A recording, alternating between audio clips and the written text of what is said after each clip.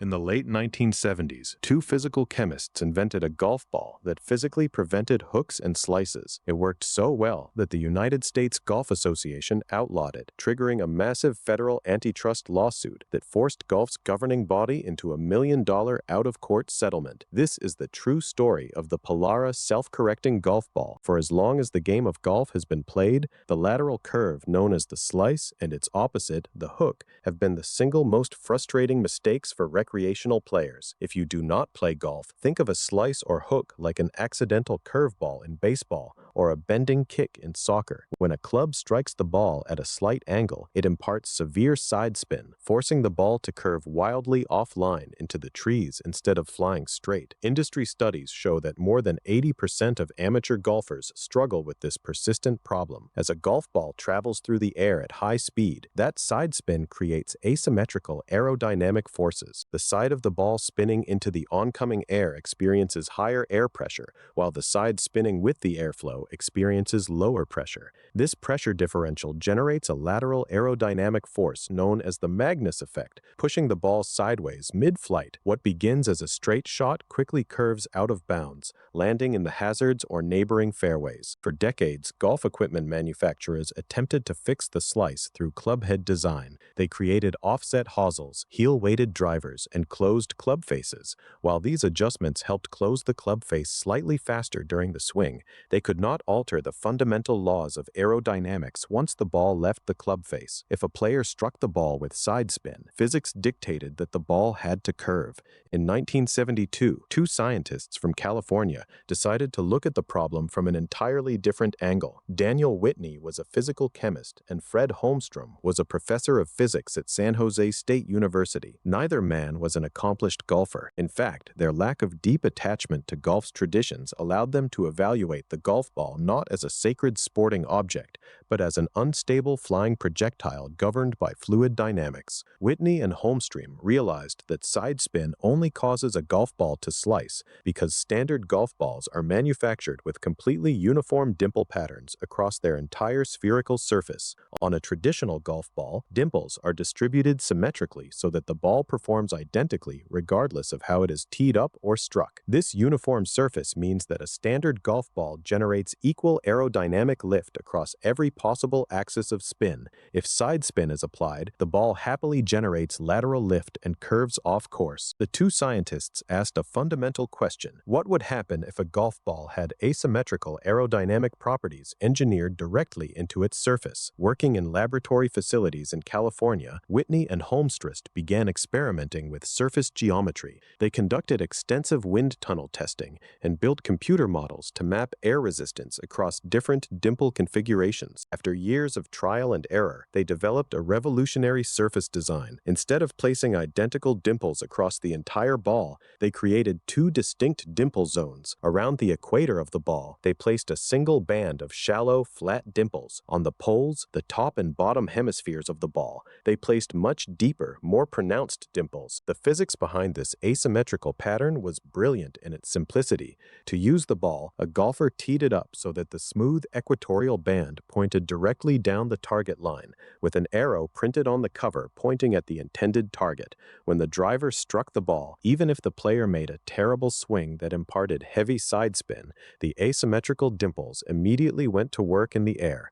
As the ball spun sideways, the deep dimples on the poles encountered the oncoming airflow at an angle. These deep dimples created intense localized air turbulence, which acted as an aerodynamic damper. This turbulence physically resisted the lateral tilting of the spin axis. At the same time, the smooth equatorial band traveling through the central airflow generated smooth forward lift while minimizing lateral drag. In basic terms, the ball aerodynamically fought against its own side spin. While in flight, the asymmetrical drag forces actively torque the spinning ball back toward a stable horizontal backspin axis. Whitney and Holmstrom conducted mechanical robot trials using automated hitting machines. The results were extraordinary. When tested against standard golf balls hit with the exact same slice-inducing stroke, the asymmetrical prototype reduced hooks and slices by up to 75%. A shot that would normally curve 30 to 40 yards offline into severe trouble was corrected in mid-air into a gentle, playable 10-yard fade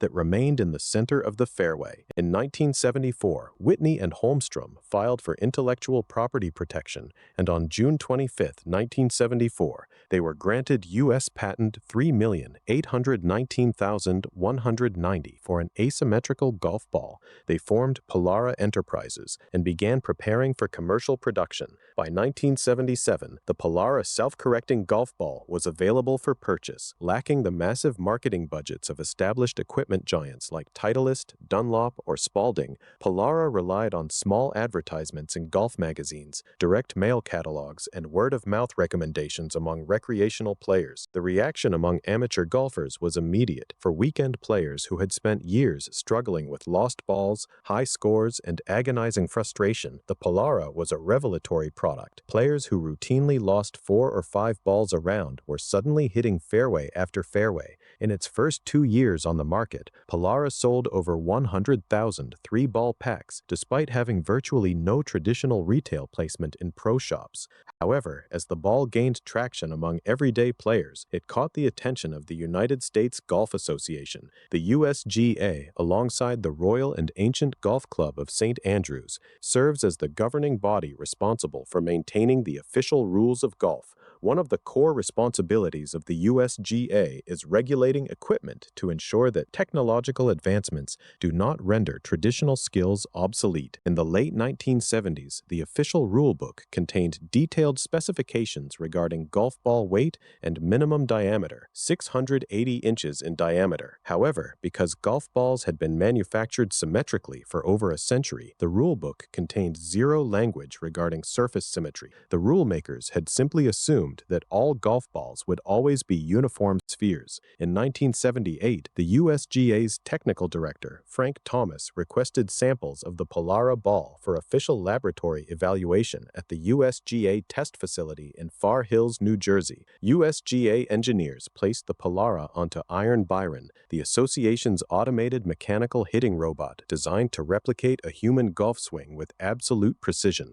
They set the robot to hit a severe slice shot. The test results confirmed Polara's claims. When a standard ball was hit, it sliced dramatically into the designated penalty area. When the Polara was teed up according to its alignment arrow and hit with the identical mechanical stroke, the ball corrected itself in flight and landed safely in the fairway. The leadership of the USGA was alarmed. In their view, controlling the flight of the ball through physical swing technique was the absolute essence of golf skill. If a player could eliminate a fundamental swing flaw simply by purchasing a ball with asymmetrical dimples, the traditional challenge of the game would be compromised. Furthermore, equipment manufacturers who sponsored professional tour events expressed deep concern over a product that bypassed traditional manufacturing methods. In July 1981, the USGA took decisive action. They officially updated Appendix 2 of the Rules of Golf by introducing what became known as the Symmetry Rule. The new rule stated that a golf ball must be designed to perform symmetrically, regardless of its orientation on the tee. The technical specification required that when tested in any orientation,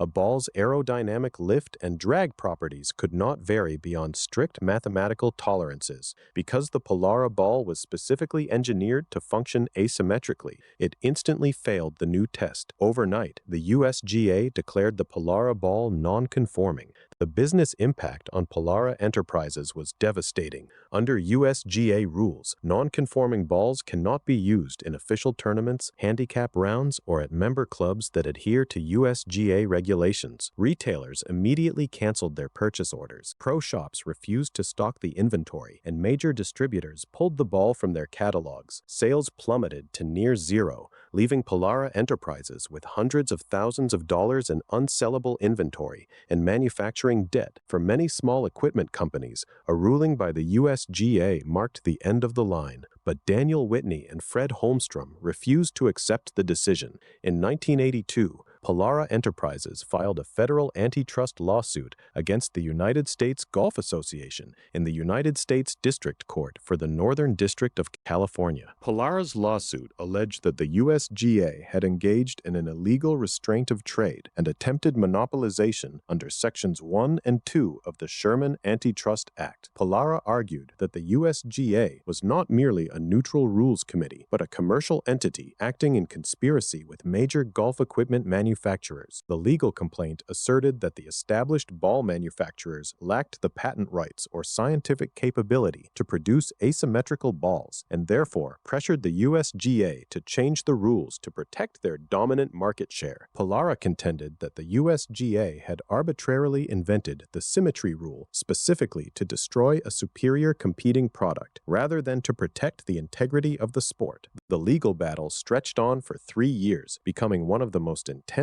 and high-stakes legal disputes in sports history. Polara's legal team subpoenaed internal USGA correspondence, engineering reports, and meeting minutes. They presented expert testimony from fluid dynamics scientists showing that the Polara ball was completely safe, met all size and weight requirements, and simply utilized established aerodynamic principles to stabilize flight. As pre-trial discovery progressed, the financial pressure on the USGA escalated dramatically. Under federal antitrust law, if a defendant is found guilty of illegal restraint of trade, the court is required to award treble damages, meaning 3 times the actual financial losses suffered by the plaintiff. Polara submitted financial projections estimating their lost commercial revenues at tens of millions of dollars. If the case went to a jury trial in California and Polara prevailed, the resulting financial judgment would have exceeded $50 million.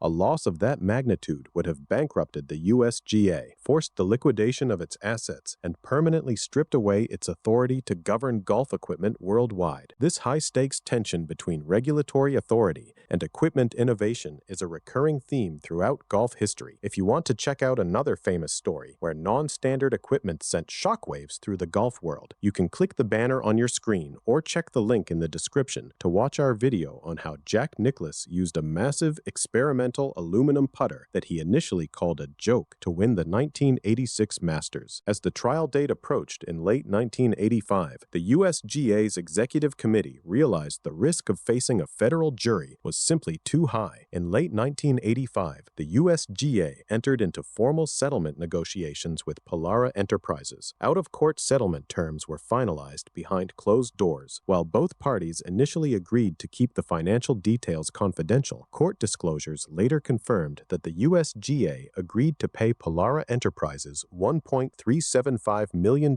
in cash. In exchange for the multi-million-dollar payout, Whitney and Holmstrom agreed to dismiss their antitrust lawsuit with prejudice. Additionally, Polara agreed that they would no longer market or print statements claiming their balls conformed to USGA rules. The settlement allowed Whitney and Holmstrom to recoup their development costs, pay off company debts, and secure a significant financial return on their patented technology. However, the legal victory did not change the rulebook. The Symmetry Rule remained fully enforced, and the Polara ball remained officially banned from competitive golf. Following the settlement, Polara Enterprises pivoted its business strategy. Rather than fighting to enter traditional golf channels, they rebranded the Polara as the ultimate recreational golf ball. They marketed directly to casual weekend players who played purely for enjoyment, cared nothing about official USGA handicaps, and simply wanted to stop losing balls in the woods. Decades later, the Polara design experienced a commercial revival. In the early 2010s, new investors acquired the patent rights and launched updated versions of the self-correcting ball using modern core materials and advanced cover polymers, marketing them under titles like the Polara Ultimate Straight. Tests proved that modern manufacturing techniques made the asymmetrical dimple concept even more effective than the original 1970s version. Today, every legal golf ball manufactured by companies like Titleist, Callaway, TaylorMade, and Srixon must undergo rigorous electronic testing in USGA laboratories to confirm 100% surface symmetry. symmetry. Modern golf balls utilize sophisticated symmetrical dimple arrangements, often ranging from 332 to 432 dimples, designed to optimize launch angle and spin rates while strictly adhering to the aerodynamics forced by the 1981 rule change. Before we conclude, I want to take a quick moment to thank all of our subscribers. Your incredible support and feedback make these deep dives possible. If there is another band club, secret equipment modification, or forgotten sports story you would like us to cover next, please drop your suggestion in the comments below.